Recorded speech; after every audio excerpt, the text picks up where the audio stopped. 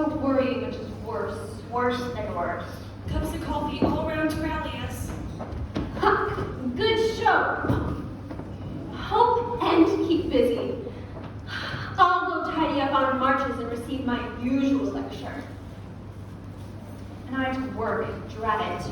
Beth and I can keep the house perfectly well. I'm for the mop. Dish soap for me. Queen of my tub, I merrily sing as the white foam rises high, and sturdily wash and rinse and wring and fasten the clothes to dry. But you don't wash and you don't wring. Artistic license. Shall we wring her neck? Fine, I'll scrub. Meg, on your way home today, can you check up on the Hummel family? Marmy requested. Too tired today. Joe? Too stormy out for me with my cold. All right, I'll go. Aw, spares herself nothing, does she? But only for an hour. I have mountains to do.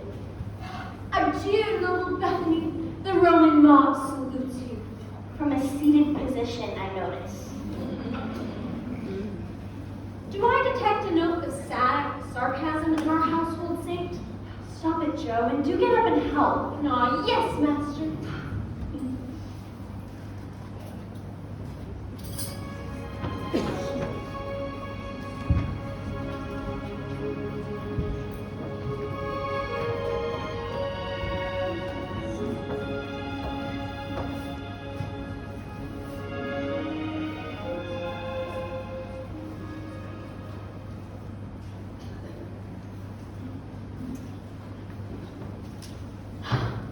When we clean, why doesn't it look better?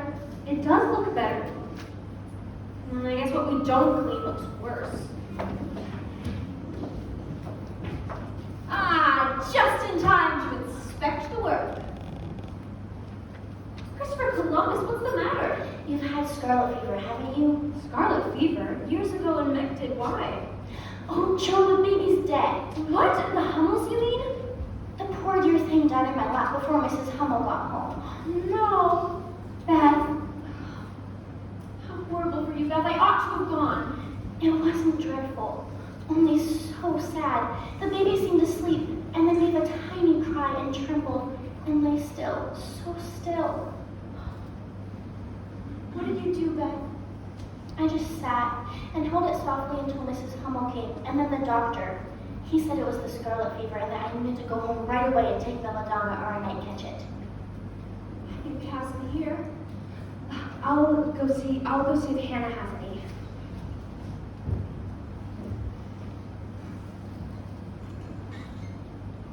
I don't feel terribly well. Don't let Amy come here. She's never had it. Can you and Meg have it over again? Serves me right, selfish pig. Sitting about writing rubbish. Don't leave me, Joe. My poor child. You are but born. All right, here's what we'll do. We'll have Dr. Basin and send Amy out to hot marches for a spell to keep her from harm's way. You, Joe, and Meg will stay to comfort Beth through the week. Upstairs now, young lady.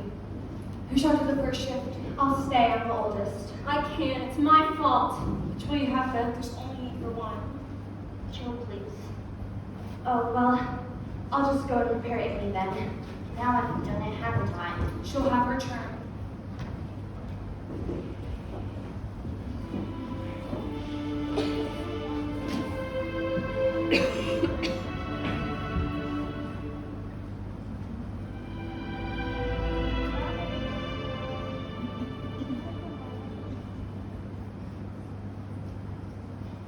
And I won't. I'd rather have the fever than live with Aunt March's ill temper. Go to Aunt March's and I'll take you out driving every day. I don't wish to be sent off as if I was in the way. Don't cry. Not. It's to keep you well. Scarlet fever is no joke. But it's so dull there. With me popping in every day, impossible. Promise? And I'll take you to the theater. Truly? A dozen if you like. Well, I guess I will. Good girl. Sing up for Meg and tell her that you give in. Don't pat me. You're rather like coaxing a wild horse, you know. And don't call me a horse. Amy has very kindly agreed to brave the boredom at Aunt March's. It really is for the best, Amy dear. We don't want to be running a hospital. How's Beth? Lying down and being terribly brave. She looks pale and worried. One trouble and then another. With Marty gone, I'm all at sea, and I don't like it. Don't make a porcupine of yourself. Shall I telegraph your mother? Oh, Hannah says we mustn't. Her mother must stay with Father, but it doesn't seem right to me. We can't do anything until Dr. Banks has seen Beth here. I'll go. See here, I'm the errand boy of this establishment. I have wings on my feet. I have very high hopes for that young fellow. Yes, he does very well for a boy.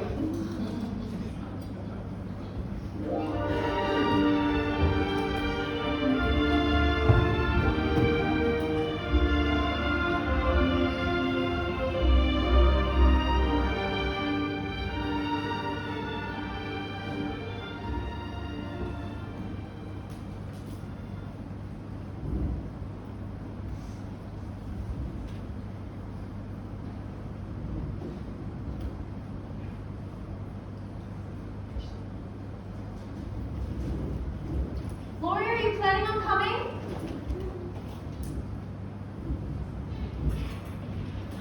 Sorry, so I'm late. glad you're here. What's on your mind? Dr. Bangs keeps calling it a light case, but I keep walking in on him and Hannah whispering, and they're both pale as ghosts. So eventually, I just grabbed him by the collar and demanded his real opinion. I should send for Mother. It's really not as bad as that, is it? It is, and he admitted that. Yesterday, Beth didn't even recognize us. I just went into the hallway and wept. She doesn't look like my Beth, and there's no one to help us bear it. With Mother and Father gone, and God is so far away, I can't find him anymore. I'm here, Joe. Hold on to me. I know it's hard to bear, really. Do you want to have a seat? No, really, I'm okay. I'm not so forlorn, and I will try to bear it if it comes. It won't come to that, really. My poor Beth. She's my conscience, and I can't let go of her. I just can't. And you won't have to, I promise. Shake on it. You're such a comforting friend, Teddy. How can I ever repay you? I'll send my bill by and by. Now, sit yourself down and prepare for some good news. Good news? What on earth could that be?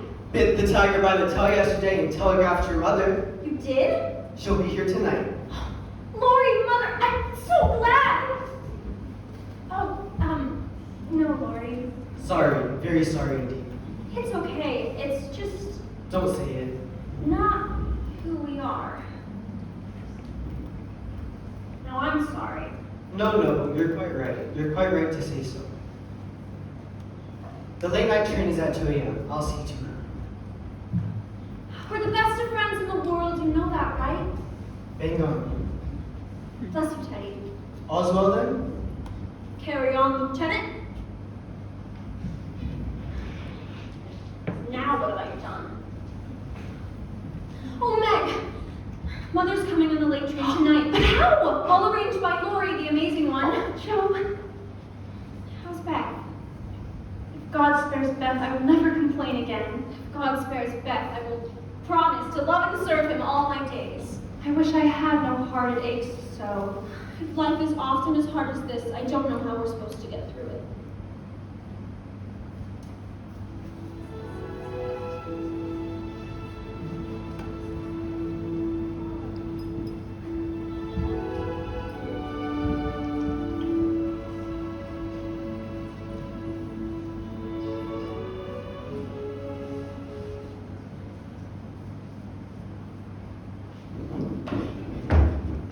Oh God, we think the fever's turned. She's sleeping natural and she breathes easy. Is it Beth, you mean?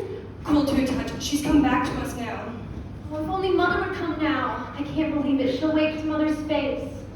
Hannah, can we wake her now? No, you may not. Gracious, she needs rest. It can't be. It's barely 10. Not the first time that train runs early. Marty!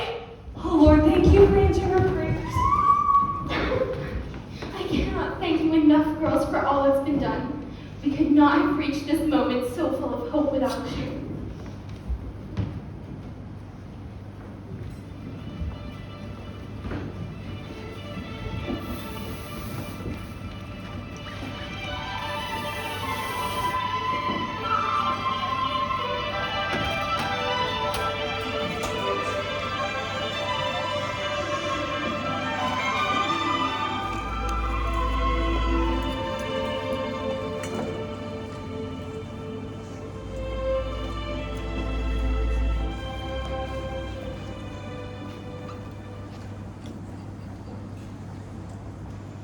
all go well at Auntie's, dear? Most times, well, sometimes, she did twice call me selfish because, well, because. Oh dear. Oh, Marmee, I've thought a great deal lately about my bundle of failings, and being selfish is the largest of them all. I try so hard to cure it, but it does sneak up on one. I know I have forgotten my resolutions in the past, but I shall positively, absolutely not do so in the future. All we can do is strive to do our best. You know I'm proud of you. Run along now.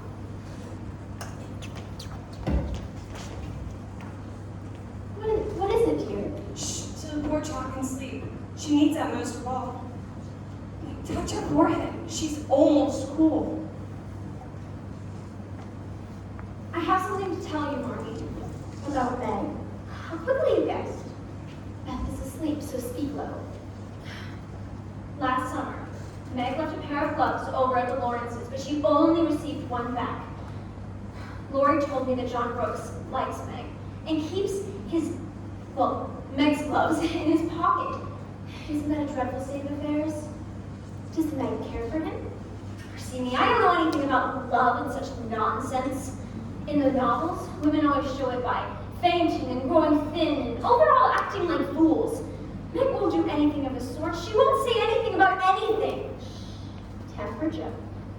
Now, John went to Washington with me upon Mr. Lawrence's request and was so devoted to caring for father that we couldn't help but grow fond of him. He was perfectly honorable about Meg and told us he loved her, but must get himself up in the world before he proposed. And it was made perfectly clear we would not consent to Meg marrying so young. Knew there was mischief brewing. Now don't you say a thing. When I see them together, I can judge better of her feelings. But Meg's soft heart will melt like butter. She read John Brooks's reports more than she read the letters that you sent, and she keeps them in her apron pocket. He will scratch up a fortune somehow and carry her off, and honestly, why aren't we all boys? Then there wouldn't be such blessings! Do stop marching about, Joe. No permission will be given until she's 20, which will come in the blink of an eye. Wouldn't we rather she had married a rich man? If money come with love and virtue, then well enough. Well, I, for one, don't like it. I'd always planned that she'd marry Lori by and by. Oh, have you? He's hardly practical enough for her. Any wind blows him about like a weathercock. No meddling, Joe. Fine, but I hate to see things going all crisscross and snarly with a pull here and a snip there with straighten it all out. Straighten what out? Yes, what, Joe? Straighten me out? I'm crooked as a goat path. Well, not quite. Come along, Peg Meg, for here's a delirious tale. I won't be selfish. I won't be selfish. I won't be selfish. I won't be selfish.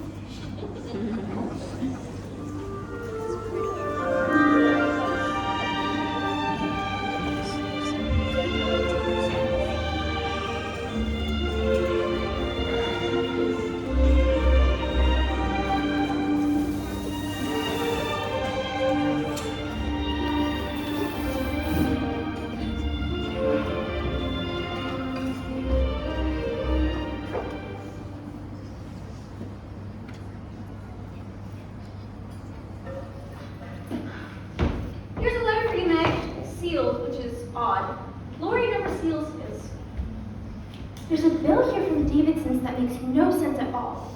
Did you purchase fabric, Joe? The way I sew? Not likely. Oh no. My child, what is it? John couldn't have wrote this. It's a forgery of his writing. Joe, how could you? Me? I haven't done anything. You wrote this and Lori has helped you. How could you be so cruel to us both? My dearest Margaret, how can I restrain my passion any longer? How can I wait 3 long years? Send nothing to your family, but send one word of hope. Yours devoted, John. I didn't write this. It must have been Lori. He's endlessly teasing. I'll go confront the villain. Stop, Joe. You must clear yourself of this first. You've played so many pranks, I'm afraid you've had a hand in this. Something this badly written? It's like a ghastly love scene from a terrible play. I wouldn't write anything like this, and neither would John. Well, it is rather like his writing. So he's written to you? Well, and you have answered. Yes, I did. Well, here's the scrape. I'll go confront that wicked Teddy Let immediately. me manage this, please. What did you write? That I was complimented, but didn't wish to keep secrets from you and would be his friend, but nothing more until I was 20. Very well said, and clearly proved. Listen carefully. Joe, I will stay here with Meg. You go and fetch Laurie. I will sift this matter and put an end to it. Go along now. John told your father and I of his feelings for you. He told you? And very sincerely. What are your own, dear? I want nothing to do with lovers ever again. I see. If John doesn't know of this nonsense, please make Joe and Lloyd hold their tongues. I will not be deceived and plagued and made a fool of. If the wind blows that way, there will be complete silence and entire discretion. I promise you that. Well, sir, if you have had a hand in this, I must call it disgraceful. And well deserved, I own it. I've been a fool and a rogue, and I have no excuse except the childish desire for intrigue and winter boredom. How could you, Laurie? Thoughtless devilment, I am penitent and ashamed. Joe was not at all involved, you have my word on that. Your word is at this moment greatly damaged. We've made you part of our family and are badly paid. It is true, however, that Joe was not at all involved. You care nothing for my feelings. I thought you were a friend. I am, Meg, really, and I'll never tell John Brooks. To my dying day, wild horses couldn't drag it out of me. Please, Meg, forgive me. I'll do anything to show you how sorry I am. It is an apology, Meg. Please forgive me. Well, it was a very ungentlemanly thing to do. I didn't know you could be so sly and malicious, Laurie. It was abominable, terrible, and I don't deserve to be spoken to for months. But please, you will? I shouldn't. I couldn't bear it, really. I shouldn't pardon you, but I suppose I do. Thank you, Meg. I was a terrible mug. Worse. I believe we're sorted out. I think you might run along now, Mr. Lawrence. I am. I will. I'm going.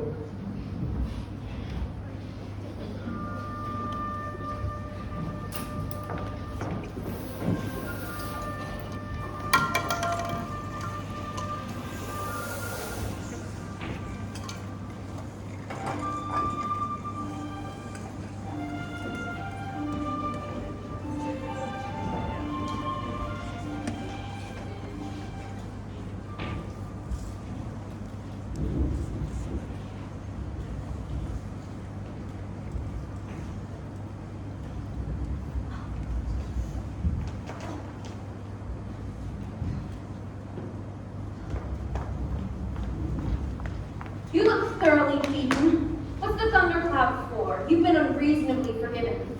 Grandfather has had at me, and I don't like it. I won't bear it. If it had been anyone else, Nonsense. I often had at you. Now fess up. Why were you treated so? just because I wouldn't tell him what your mother wanted me for.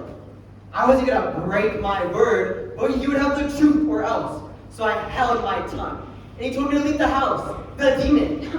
Come on, I'll help you paper it over. I'm sick and tired of being pummeled by everyone, just for a bit of frolic. Look at you. You're in a fit of the melodramatic and it doesn't suit you. I'll go to Washington and see John Brooks. Come on, why not? It would be a glorious joke. You come too and surprise your father. I have money enough, and it would do you some good to see your father. We'll leave a letter. You've done letters enough, lad, and besides, I'm a miserable girl and not a musketeer, so I must stay home and be proper. Come on, we'll jump caution at a pond. We can't, Laurie. Honestly, you're just overwrought as usual. Now stand there, regard your sins, but don't make me add to mine. See sense. If I can get your grandfather to apologize, will you drop such lunacy? Fine, but he won't. And Joe March says he will. Come along, Fusspot.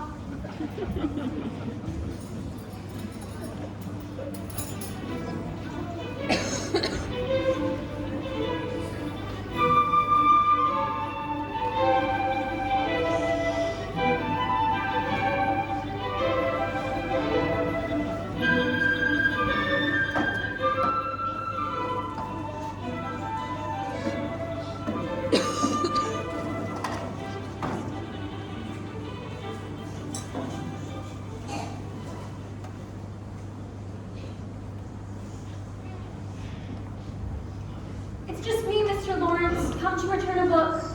By all means, take another.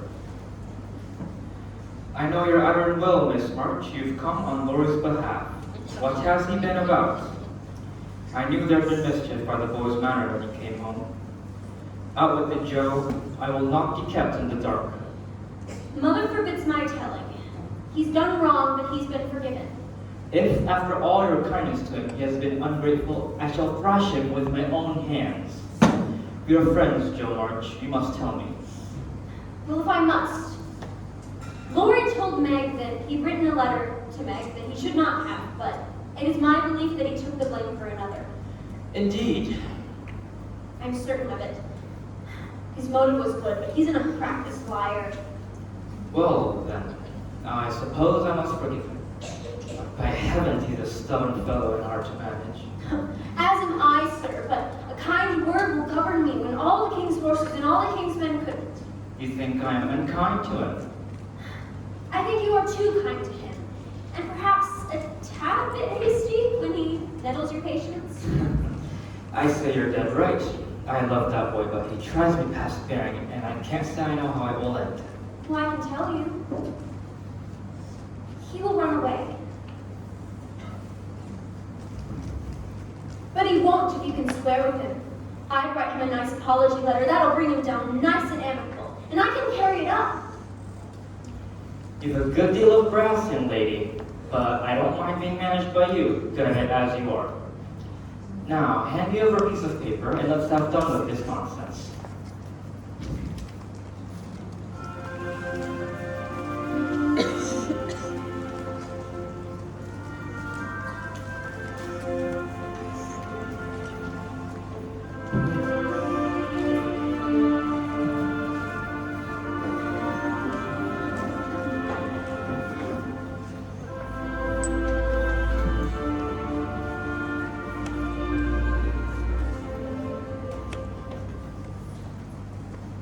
A magician is what you are. And you didn't write that letter. Didn't I? No, it was John Brooks in a flurry of romance. Still waters weren't deep in that one. However, even well-intended, Mr. Lawrence, a lie is a lie. Turn over a new leaf, I say. I keep turning over new leaves. I make so many new beginnings. There'll never be an end. Well, it's off to college with you soon, which is much more your cup of tea. So, I'm off. But here's the secret. I'm done publishing tidbits in the newspaper. I'm hooked on a larger fish. A regular book? Government secret, I'm afraid. Joe, I have something to tell you. Wait, Joe, I have something to tell you. Please don't, Teddy. I can read your mind, you know. I don't really want to go to college. I have more of a mind to stay here and see where you and I might go. Oh, Lori. You're the finest gent on my map, and after I've hobnobbed with kings and highwaymen and astonished them with my accomplishments, then I'll seek you out on your musical pinnacle and see where we might get to. It's off to college with you now. It's just not the time. We're the best of friends, and the rest can wait. If you say so. I do. I say it with a full heart. Well, I'm off to chapter 7. Joe, world famous authors. Theodore Lawrence, usurper of Mozart's throne.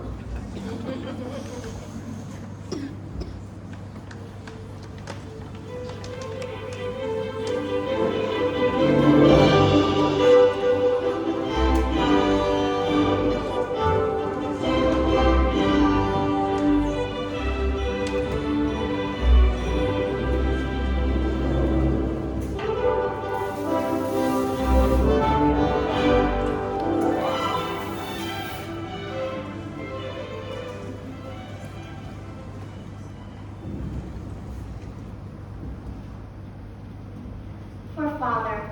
They say he'll be here soon. You mustn't tire yourself, dear. Honestly, Mother, I've rested until I'm exhausted.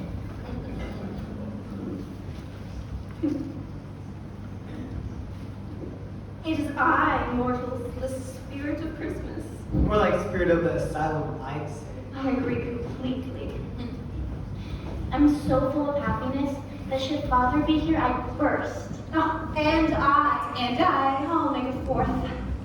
Almost perfection. But in fact, perfection is possible. I'd almost say that young fellow has something up his sleeve. Magicians are always welcome here. And here indeed, drum roll everyone, is the spirit of Christmas. I can't believe it! Am I to have a turn?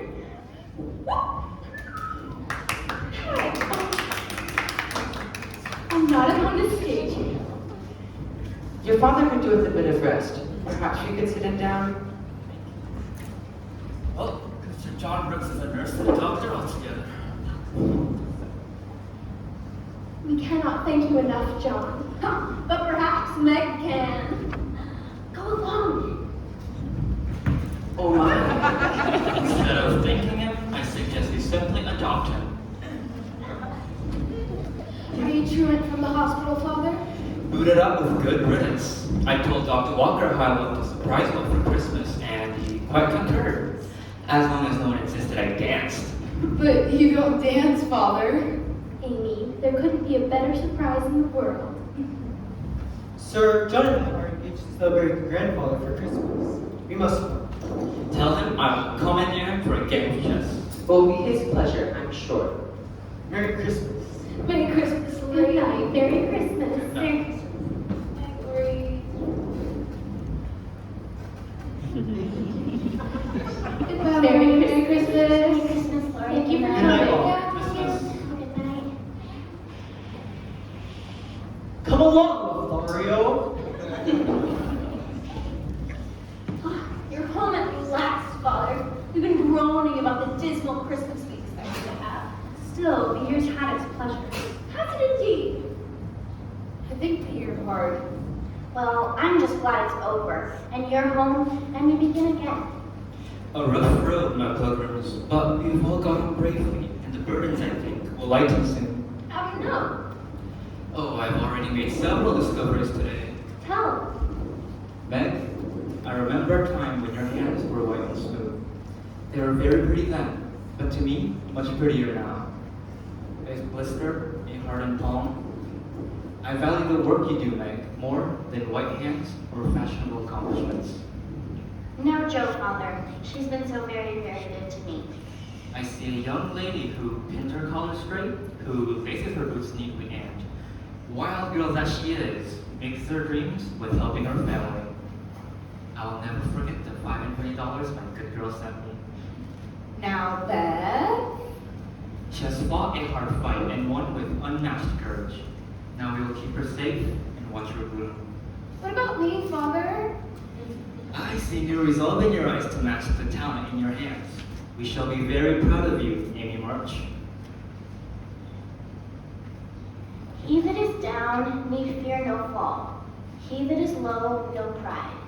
He that is humble ever shall have God to be his guide. I am content with what I have. Little be it or much, And Lord, contentment still I crave. because thou savest such.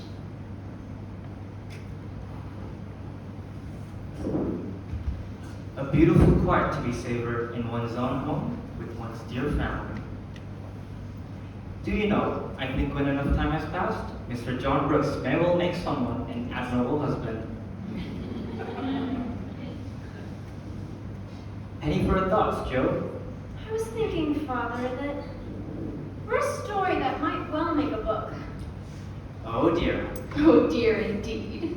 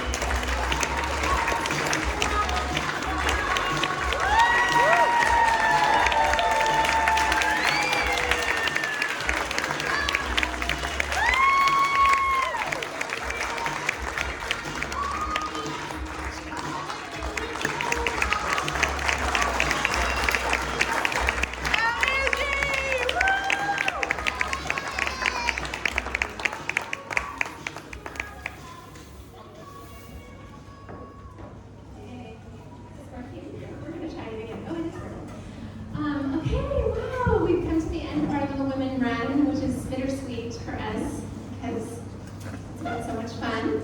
I hope that you've been thinking about some questions. I will take your